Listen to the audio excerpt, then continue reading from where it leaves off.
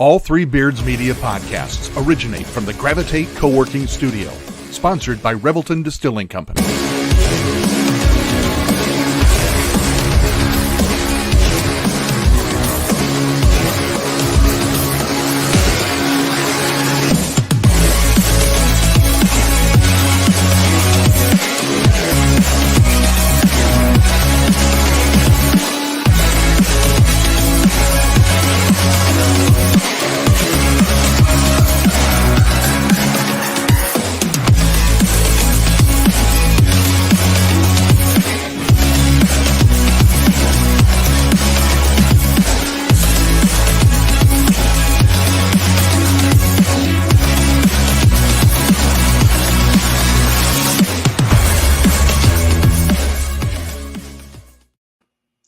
Hey, good afternoon, everyone. We are here on a Saturday afternoon, a couple days before Christmas. Just want to wish you all happy holidays. Thank you to everyone who listens. Thank you to all of our sponsors. Drew, let's open it up. What's your favorite Christmas movie? I mean, Christmas Vacation's low-hanging fruit, so I want to think outside the box. I got to go with Elf. Okay. I think I'm going with Elf. Yeah. But I have a caveat to this, Andrew, and you're probably going to make fun of me for saying this. I've never seen Bad Santa, and I want to see Bad Santa a lot. Ooh, very yeah. badly. That might happen tonight, actually. Oh, I highly recommend. I haven't seen it either, but I've heard good things. Yeah. Maybe we should both watch Bad Santa. Not together, obviously, but I mean, we're as close as we're gonna be, Andrew, this holiday season. I'm in beautiful Gallery, Iowa. That's true. You actually made it to Iowa, so that's good. Yeah, here till Thursday, so I'm really excited. Really a premier small town Iowa, and what makes it premier, Andrew, is a Casey's location. Okay, so we're 3 doors down from Casey's behind me here. There's a law firm down below me, and a beautiful 2,400 square foot apartment, like 3 bedrooms, wow, like massive. We usually host Jenny's family parties here, whether it be the post-Christmas party. We might have one tonight. I don't know what we're doing, honestly, tonight. Yeah, tomorrow, you're really just a collection of houses if you don't have a Casey's. 100%. Yeah. Yeah, that makes it an official town, I think. Yeah, no doubt. It's having a Casey's. So, yep. All right. Well, my favorite is you were in Newton. Yeah, Jason. Oh, so technically I was closer. You were closer, technically. He dimed me out, man. Yeah. Well, give me the low-hanging fruit, and I'll go with Christmas Vacation and/or Home Alone. Those are 2 classics. It's not Christmas until I've seen at least one of those 2. Need to see Home Alone. I've seen Christmas Vacation because it's been all over TV. So is Home Alone, but I just haven't found the time to watch it. In between all the sports, because it's a great time for sports. We got everything going on all at once. We got college football bowl games. We got college basketball, NBA, NFL. If you care about all that, it's all going on right at the same time. So this is heyday for me. In that spirit, we talked about this a little bit when we were at Revelton. Let's go through our Hawkeye holiday wish list, our Christmas wish list, and you can start. I'll give you the floor. All right, so it kind of changed from the prep that we did for the live show, right? Because the transfer portal folks that were on my list have all either recommitted to their original school or have moved on to a new school. So, and then my coaching pick was also picked up. North Dakota State head coach now, Tim Polasek, which before we went on, Andrew, you were telling me that he didn't really necessarily get along with the staff at Iowa, which is... Yeah, the word is that he didn't jive. And that sucks, man, because of the production that he got out of that offensive line there was incredible. I mean, look at the list of people that he put in the NFL that they're in the early 2000s or 2010s, right? Just a great list. The work he did with Wirfs and Alaric Jackson is specifically what comes to mind for me. There it is. Yeah. Probably I think he had a good hand in Tyler Linderbaum's development as well. Yeah, I mean, so all first and second round guys, man. Like, but let's give George Barnett a little bit of a chance because he's only had 2 years. He's had a lot of recruits that have not panned out, and those were holdovers from Polasek, actually. yeah, I mean, So get his own guys in there, I guess. But I mean, they've clearly been the 2 worst offensive lines in the KF era. So I mean, yeah, true. We take that for granted, I think. Just churning out offensive lines year in and year out, and until you don't, and then you're looking for somebody to blame, right? And it makes sense because of the time frame to blame Barnett. And that might not be fair, like you said. They're not his people.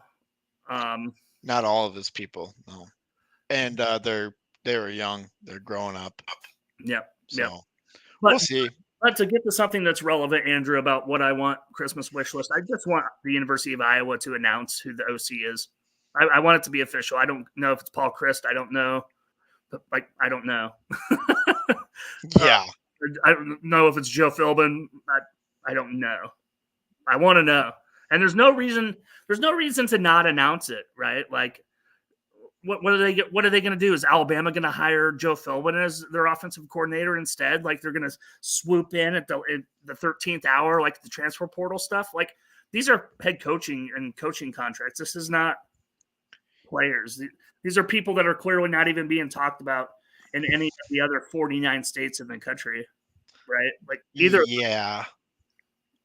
if it's if they were highly sought, they would have been hired by now elsewhere. If it's Paul Chryst, is it maybe they're giving consideration for, his involvement with Texas in the college football playoffs, that whole kind of thing. Another possibility that I've heard is the South Dakota State offensive coordinator, and they're in the FCS championship. And so they and what 2-time defending national champ, right? They won last year, at least. They are doing so in like dominating fashion. Yeah. So if he's on the list, like maybe I've heard, maybe they're just trying to, Kirk wouldn't like it if guys on his staff were being talked to about other jobs if he was in that scenario. So he's just extending the same courtesy. Yeah, it could be a professional courtesy thing, and I would respect that. Yeah, 100%. That makes sense. Possible, but if it's not a professional courtesy thing, then I'm with you. It's like, why are we taking our time? I don't necessarily agree with the timeline, but I guess I understand the timeline. Maybe Jason agrees. What's he agree? He thinks the biggest thing, Kirk doing it the right way. Yeah, Kirk's big on doing it the right way. That is true. That's exactly for better or worse. Yep.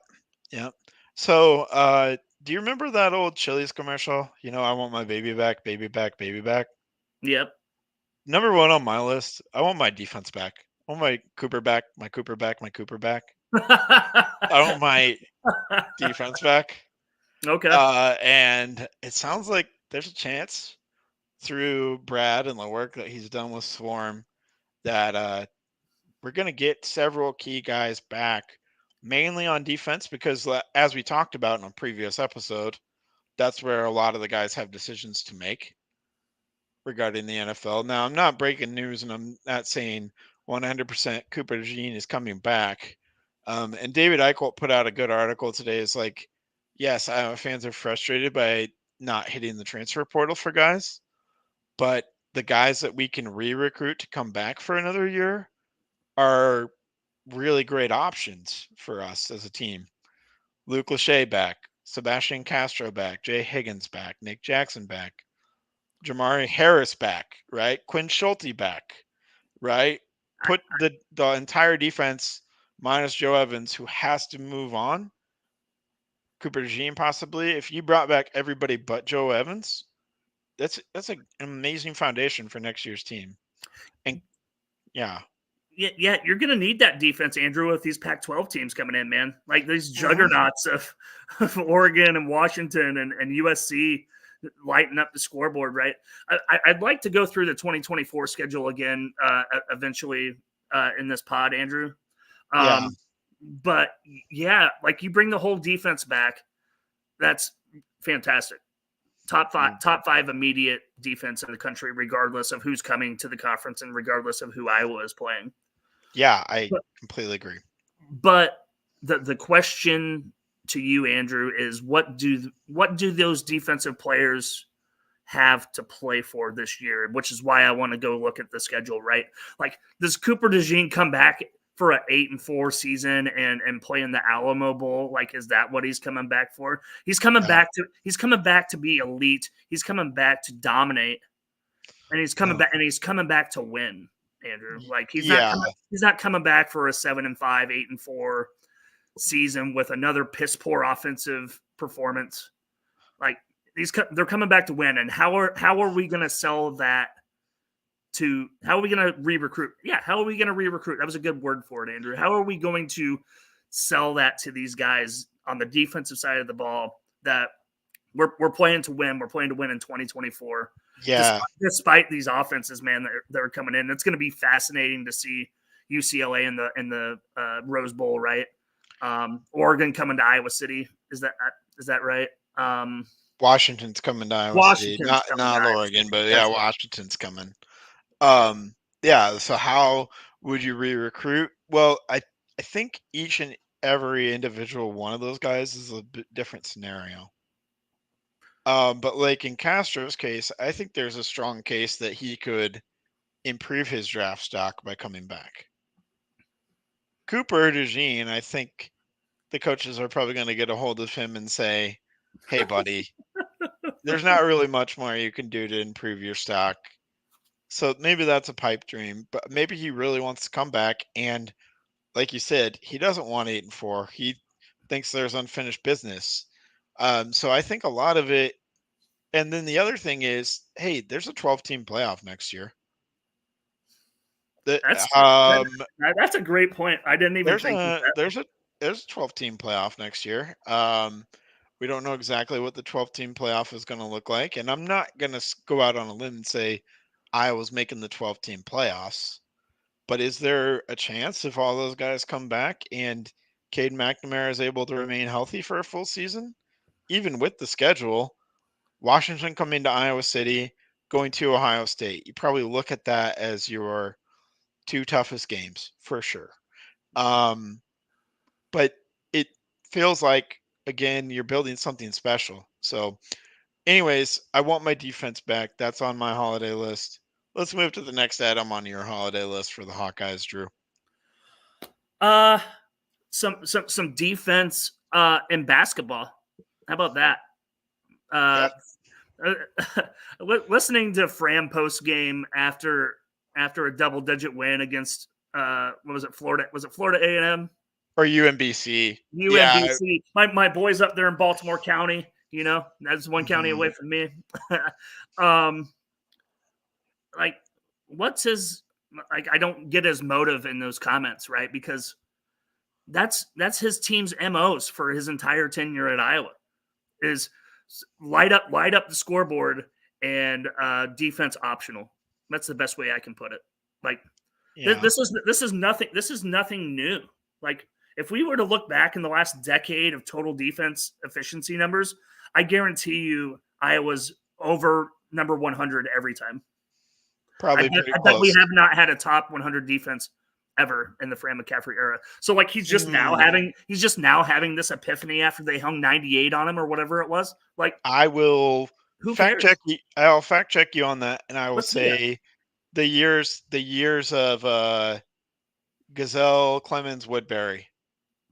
Those were actually, it was frustrating offense sometimes and much better defense. Okay, I'm gonna do some research after the pod to see. Do some research, yeah, because I think there's 2 years in there with Woodbury and Gazelle. If there were years, if they existed, those were the years. Yeah, 100%. Yep. If they existed in the Fran McCaffrey area, it's like that 2014-15 range. You got to remember, this isn't FBS football, Andrew. There's like 330 Division I teams, so like even being 100 is just the top third. So like, I'm not advocating that it's good, Drew. I'm just saying that it was the best in the Fran McCaffrey era. Gonna have I will report back after the new year, Andrew. Okay, sounds good. Well, I did actually a quick research. Oh, 2014-15 in defensive rating, which is a little bit different than defensive efficiency. The 2014-15 team was 59th out of 351. oh, Offense was 74th, so the offense was worse than the defense. That team allowed 62.3 points per game, good for 63rd out of 351. So not elite or anything, but certainly above average. if we pull that off in 2023, 2024, we're like a 25 win team. Like, Right.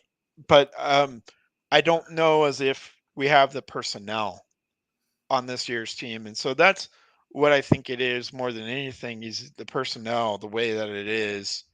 It just is what it is, and we don't have those. So there's two problems, right, with the Iowa basketball defense. One, can't contain on the perimeter. Two, no rim protection. You combine those things, you need to have one or the other. You need to have consistent rim protection that would boost your defense, or lockdown defenders on the outside.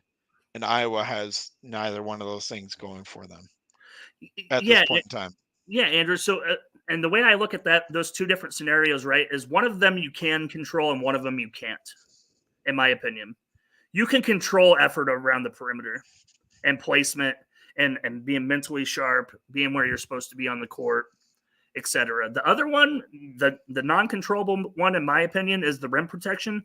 We haven't had the 7-footer since Luka Garza to be in there and banging there in the Big Ten, right? Like other, like going back to Woodbury, poking people's eyes out too.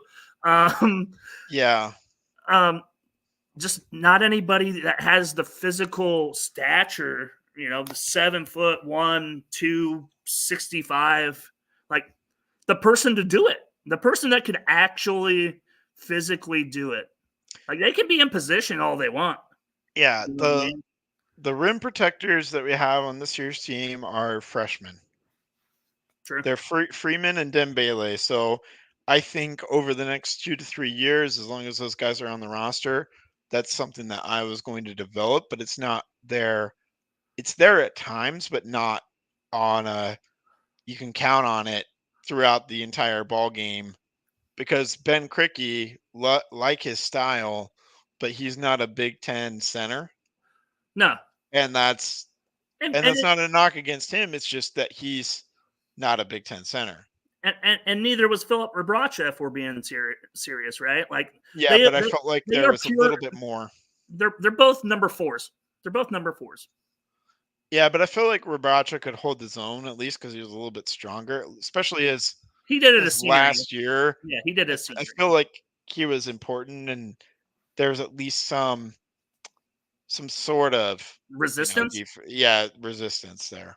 Yeah. And Freeman can provide that, but Freeman's issue is that he gets into foul trouble because he's just young and he picks up a lot of silly fouls, and that's just part of being young.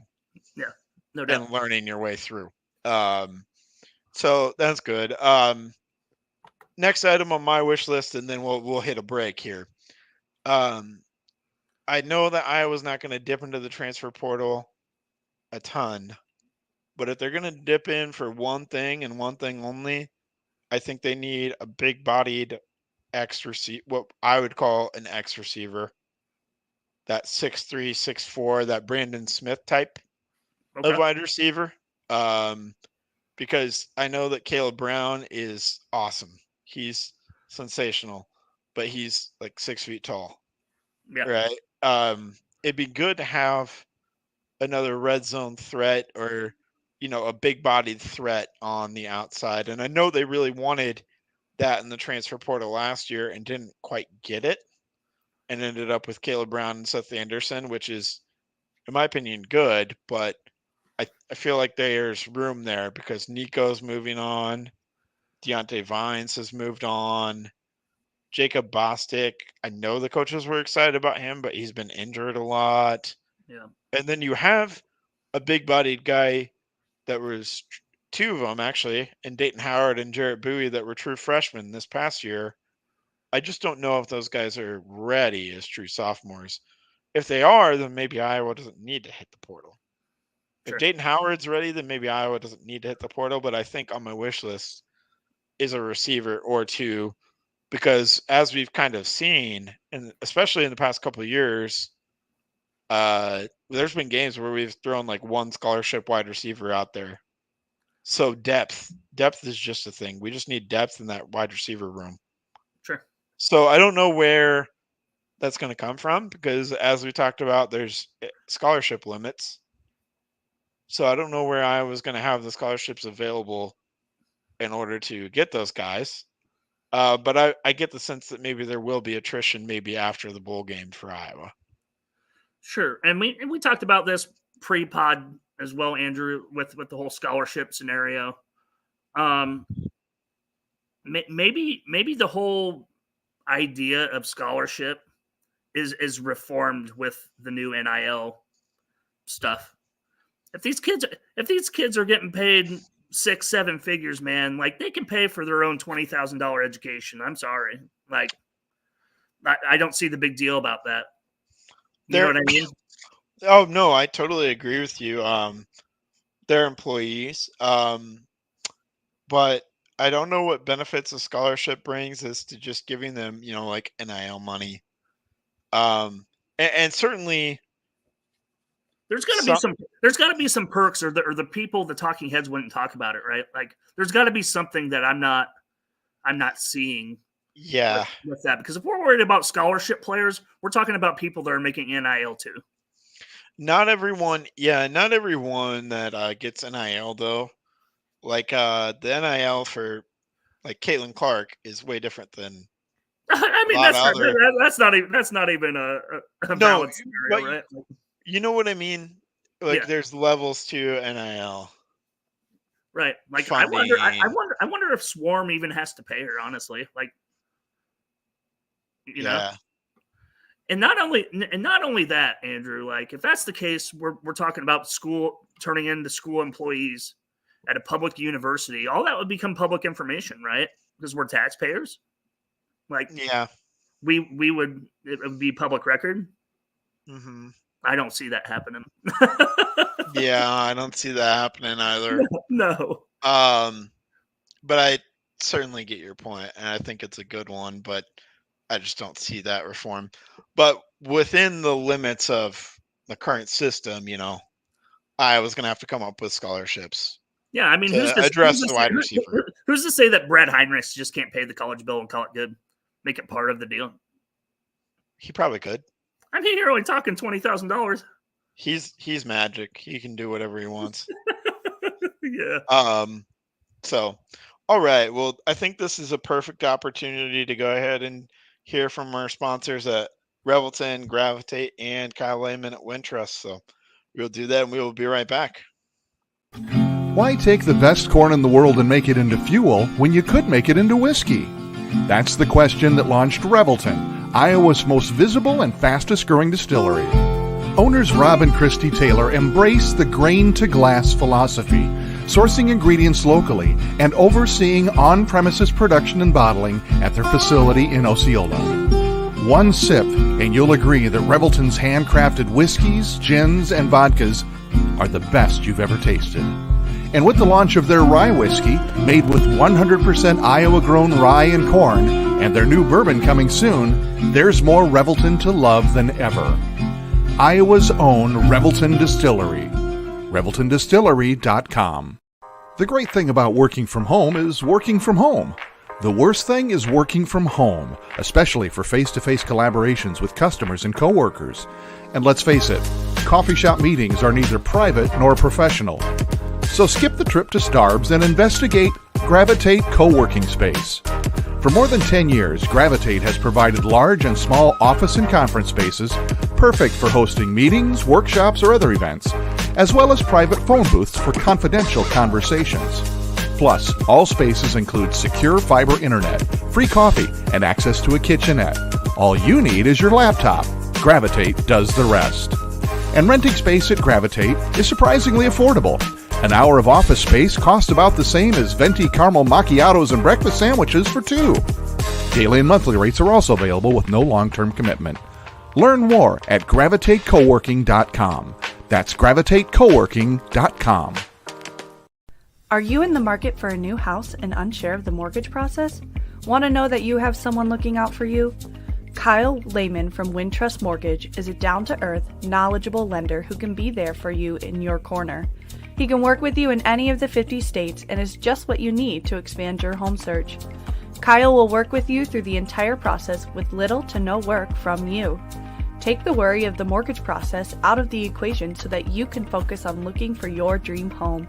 Contact Kyle at www.wintrust.com/Kyle-Lehman or call him at 515-473-0546.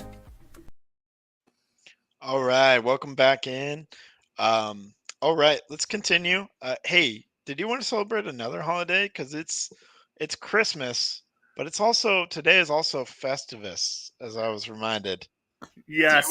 Do you have any grievances Airing of grievances that you want to air about Hawkeye sports or anything in general? The floor is yours, Drew. Oh man, airing of grievances.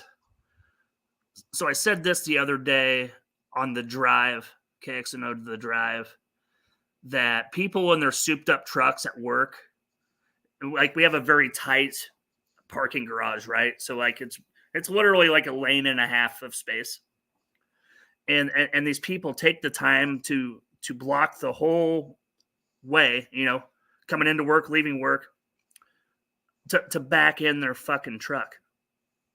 I hate people that back into parking spaces. Their reasoning makes no sense to me, Andrew, because their reasoning is that to save time when they leave. Well, you're spending the fucking time on the front end, Andrew. Like that doesn't check out with me. Like, yeah, you're backing in and you're pulling out either way, once or the other. Like you're taking up everybody's time during like rush hour of the parking garage. Like it drives me absolutely batty.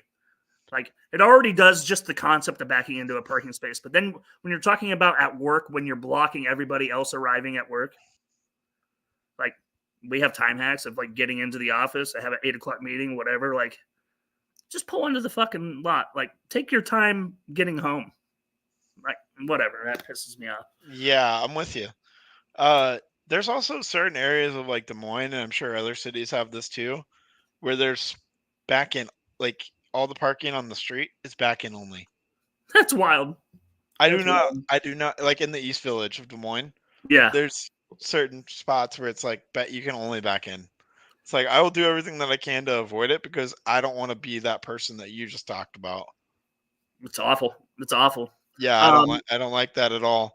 But yeah, with that, I just did some last minute shopping, which shame on me for doing last minute shopping, but man, yeah, you fucked up. Yeah, I just want to say people that don't know that walking etiquette is the same as driving etiquette, like you walk on the right-hand side of the aisle. Right? Yeah. If you have to pass on the left because someone's stopped or going too slow, you can. But the amount of people that don't understand that concept, or you're right here on December 23rd doing some shopping, like this isn't the time to be like looking around. What do I want? Know what you're getting and get in and get out. Like have an agenda and get out. So it's like those people kind of annoy me. So yeah, you got to go in having a plan, Andrew. At this time of year, like you're getting down to crunch time. You can easily spend 8 hours on a task that could take you 45 minutes. Yeah, well, we somehow managed to get all the last minute Christmas shopping done in an hour. Yeah, so we left 2 important cards for Christmas presents at home. Oh boy. So I guess another airing of grievance amongst myself. So what it is actually, Andrew, what we did, because my kid won't listen to this until after Christmas, so it's fine. We're going to WrestleMania in Philadelphia. Oh man, that's awesome. So we printed off a little like cool editable like ticket that looks like a WrestleMania 40 ticket where you can put in like your section and row and whatever, and bought card stock and printed them off at home and cut them out. Like it looks like a ticket, like it looks like legit, like what a paper ticket used to look like, because we don't do paper anymore. And I went on Ticketmaster and actually bought the tickets, yada yada, did all that. And then my parents' gift that I always get them is a $50 gift card to Texas Roadhouse.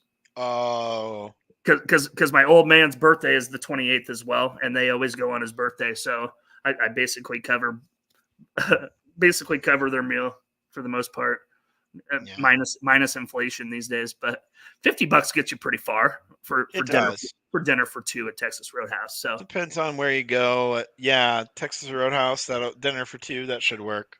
So we'll be looking for a Kinko's of some sort, if those even exist anymore. You remember what Kinko's is, Andrew? Yeah, like, I do. The Office, like Do It All place. I don't know if they still exist, but I don't think they do, man. But I got to find something, an office store of some sort up here in the Dirty Dodge. Office Max, Office Depot, maybe. And hopefully they're open late enough on Christmas Eve tomorrow to correct the other thing. Like, what we're really out is $50, but we're going to go to Texas Roadhouse at home regardless. So we're not really out anything. It's just now we have to redo it and spend another $50 on the front end. So, yeah. I mean, it's kind of stressful right now. Like that, we just realized this about an hour ago. So, it's still fresh and still raw and 17 hours away at home. So, but yeah, we'll correct it somehow, some way. But like the little cool ticket thing that we bought on Etsy, like that you can edit and stuff, it looks really cool. But we will correct that, and the airing of grievances for me is over. Do you have any feats of strength that you would like to like? I don't know. I don't know if I have any feet. I didn't really necessarily plan this out. I was just very much so reminded by my aunt who lives out in DC, actually. Hey. That it is Festivus. It is Festivus. I love it. I wanted to bring it up here on the podcast. Bowl game. Zero interest. Okay. Like I'm not even going to sugarcoat it. I understand we're a Hawkeyes podcast, but like we're not going to see anybody that we want to see play. Like we want Cade McNamara and Luke Lachey out there, and we want Cooper DeJean out there. I mean, I guess we get Jay Higgins, we get Nick Jackson, right? Like I don't think any of the defense that are healthy have opted out, have they? Like who? Have there been bowl opt-outs? I don't even know. Like, I'm so out of it. Like, I so not care about this bowl game. I have no idea who's opted out and who. No Iowa opt-outs whatsoever. Okay.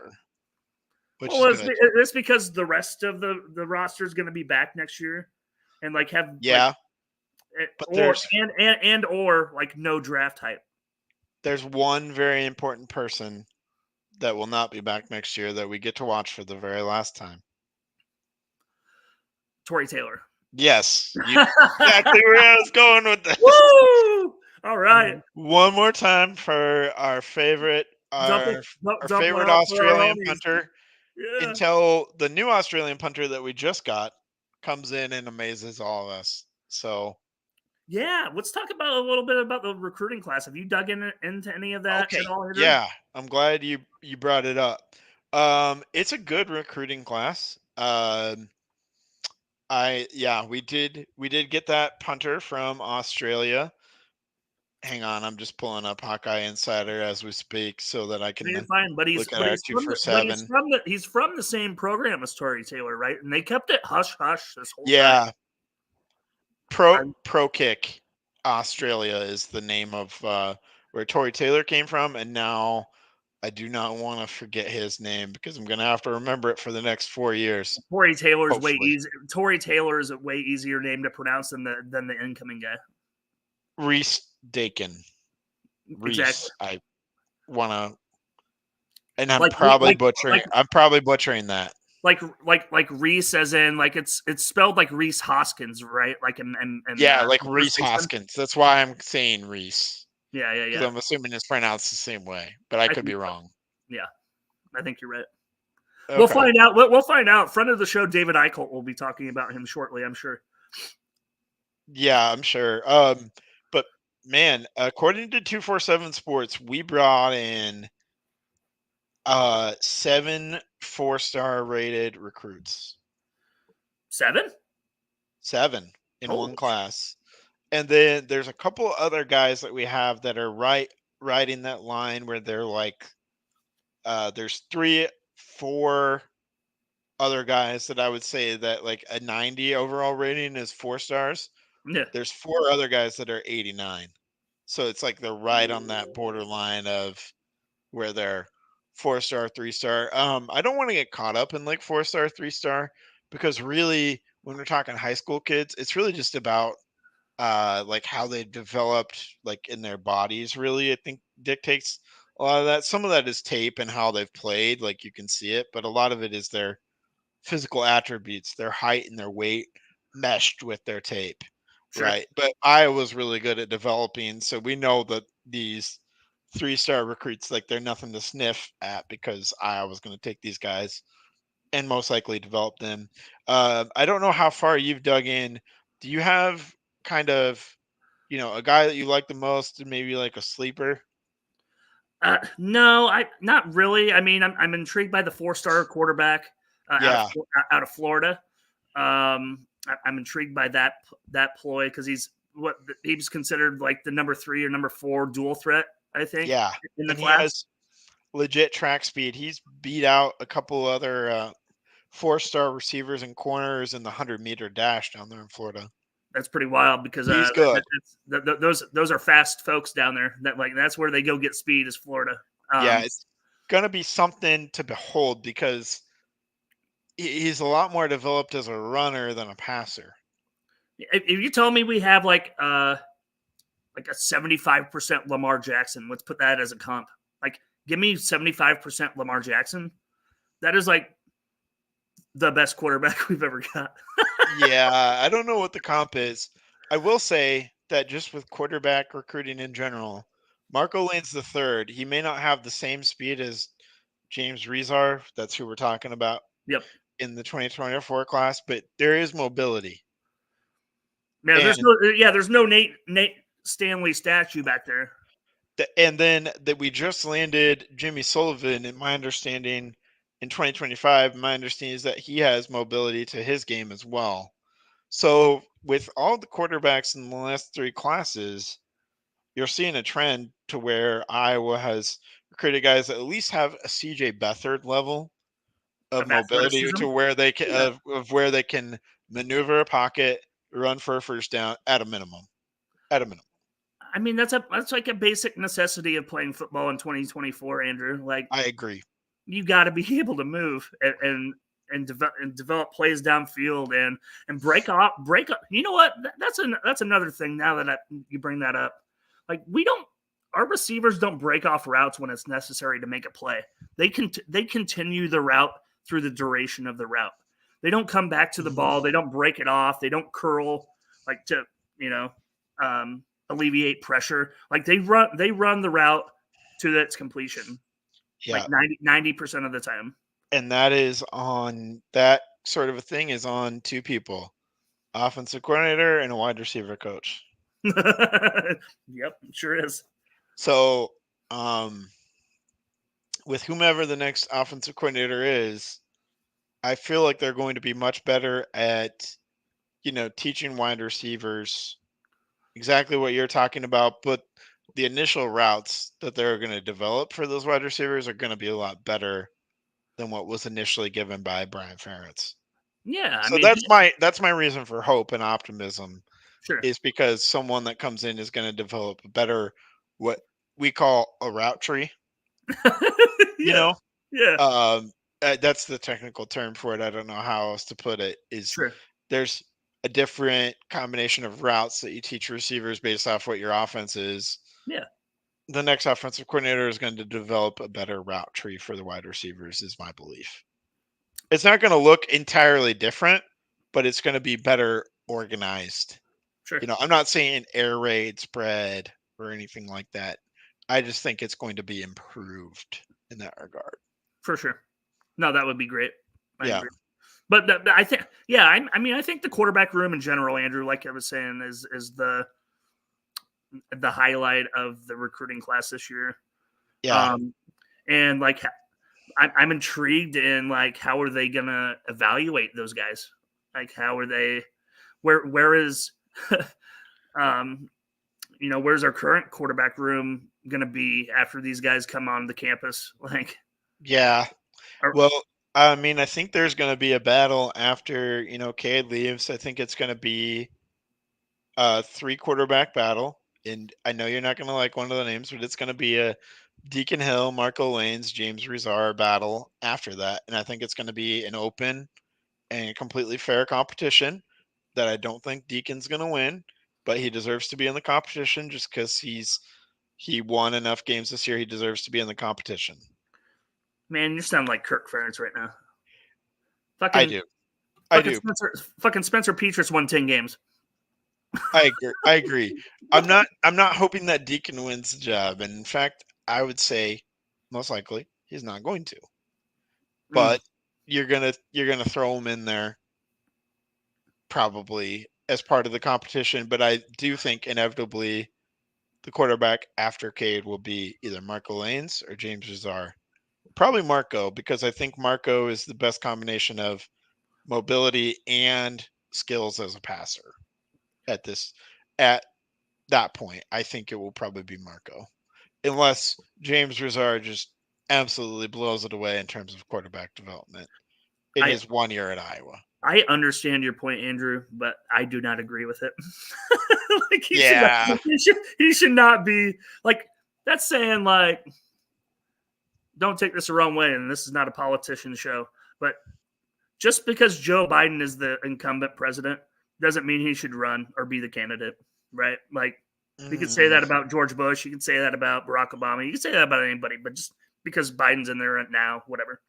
Like, just because he's the incumbent doesn't mean he should automatically be the nominee. Yeah. Okay. I mean, yeah, fair. Like, because they're not always the best. They're not always the best candidate in their party. And in this case, he's not the best. Deacon Hill should not be a candidate for this. I don't.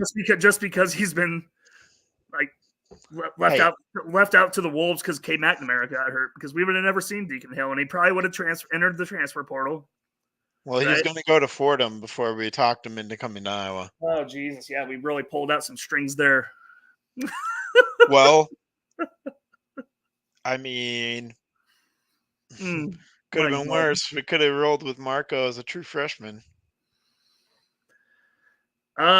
Is that worse? I don't know. It might have gone poorly. It might have gone very poorly. I mean, it might have. It might have. But, yeah. Anyways. Uh, okay.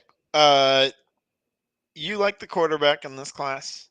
Yes. I really like the linebacker group of this class because we got Cam Buffington, 8-man super stud. And I think it's a little bit like Cooper DeJean, where people are maybe overlooking him a little bit because he played at such a low level in high school.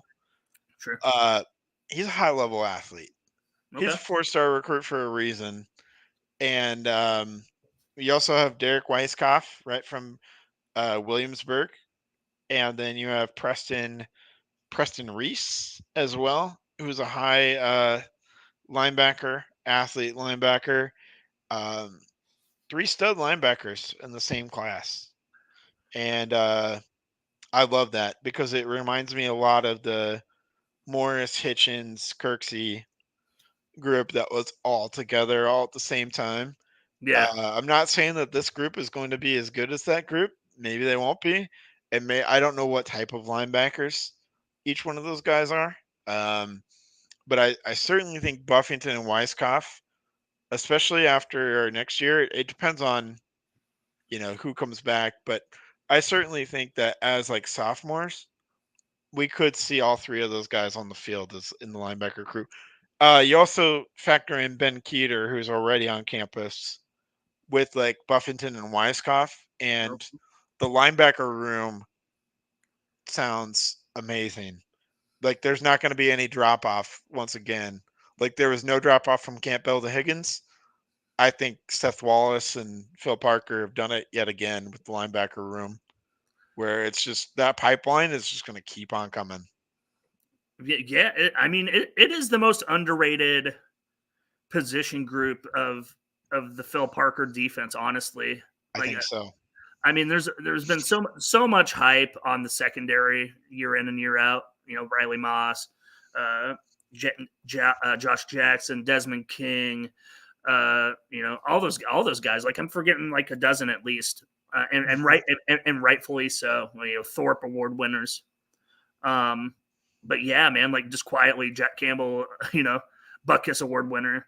Like, and I don't know, like, do we take him for granted? Because we don't. I don't feel like we give them enough credit for their position group. Like we talk about the secondary a lot, Castro, rightfully so. But you Cooper DeJean, the All-Americans, right? Like, got it. But it's very noticeable in the Iowa defense when that group is not,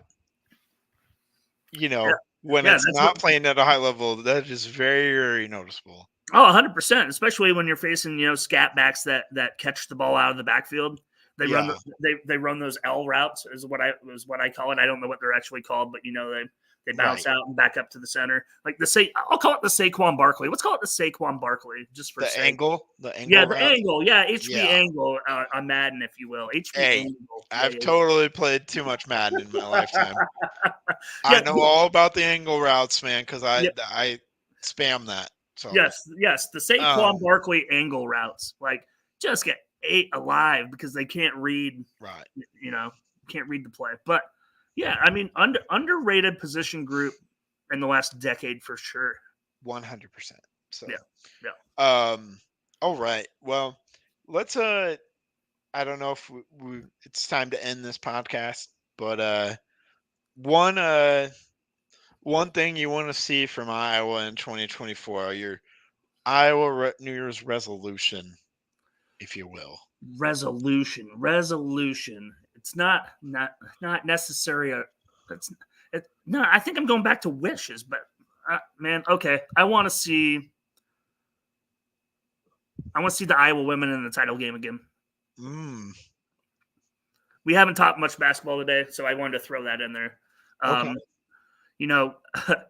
Caitlin Clark and the award season again this year, kind of snubbed, right? Like had to share the Sporting News Person of the Year with Angel Reese. Lost the AP Sportswoman of the Year to Simone Biles, which rightfully so, the greatest gymnast ever, in my opinion. Mm-hmm. Fun to watch. But what did she do this year? Like what, won the world, I guess?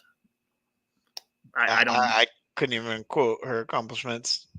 Exactly, and that's the problem with an award like this. Like, how can you say this person's the world's Woman of the Year in sports? Like, when literally everybody knows Caitlin Clark and what happened last year and the Angel Reese thing. Like, the sharing with Angel Reese, whatever, fuck it. Like, they did that for publication and talking points. That's what they did that for. Clearly, she's not on the level of Caitlin Clark. So annoying to me. That is very annoying to me. So to push the narrative even further, like, pissed me off. Yeah. And Simone Biles, one of the greatest women's athletes ever, greatest athlete ever. You don't even have to put women on there. Yeah, I'm not upset about that one because it at least makes sense. But man, she's 26 years old. Like, end of her gymnast year. Like, Caitlin Clark is at her peak. Like, she didn't win it this year. Like, when is she gonna win it? Like, right. Next year when she comes back. No. So I kind of think she was done dirty in this Person of the Year award season, if you will, if that's a thing. But okay. So I want to see it. I want to see a national title. In Iowa City. That's what I want. And it's feasible, Andrew. I think it's feasible. I think it's a reasonable. Like, it's achievable. Like, I think it can be done. Okay. All right. In 2024, I just want to see offensive points in football.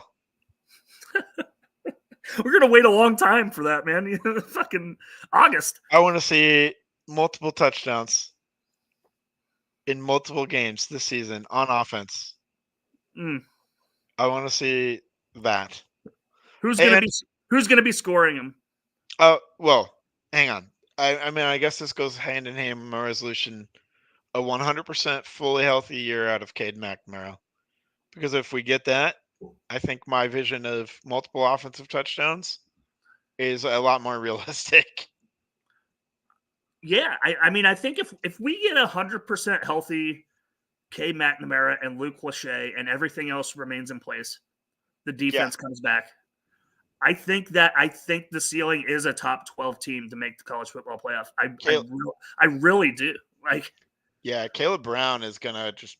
I mean, he was starting to really cook at the end of the season. That was with Deacon Hill, and you give him a more accurate quarterback like Cade McNamara, and I think Caleb Brown is just gonna go. Well, yeah, and then the roof. When you can't just run the basic cover two to stop him on the go routes because you're going to have Luke Lachey in the seams, and post routes. And Ostranga, man. Don't sleep on Ostranga. Oh, you're right. You're right. Yeah. I want Luke Lachey back though. I really do. I do too. I really do think the ceiling, again, reasonable is a top 12 team. Like I think they could be a top 12 team, 10-2. I don't see why not either. Yeah. I mean, not with that defense, but that's all based on everybody coming back, right? Like your wish list is that the defense comes back. Coop. Yeah. Like we need everybody back. I think my resolution for more points, very achievable, very obtainable. Yeah. 100%. All right. Well, anything else before we get out of here? We call it a day. No, man. I mean, the women's and men's teams are off until after Christmas, so we're not going to have a lot to talk about anytime soon. Bowl post game, New Year's Day. Like, I don't know what your New Year's Day plans are, or do we Watch need the bowl to? Game. I don't know. We'll do it. We'll do it for consistency's sake. We did it almost after every football game this year. We'll be here bowl post game just to give our thoughts. Quick prediction.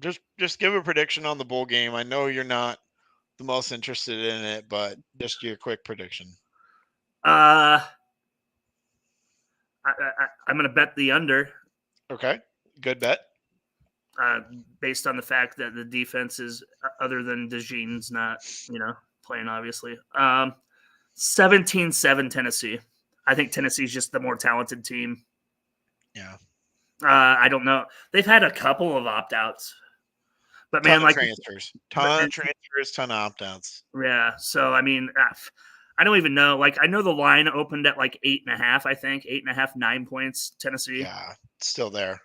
So 17-7 sounds right, I think.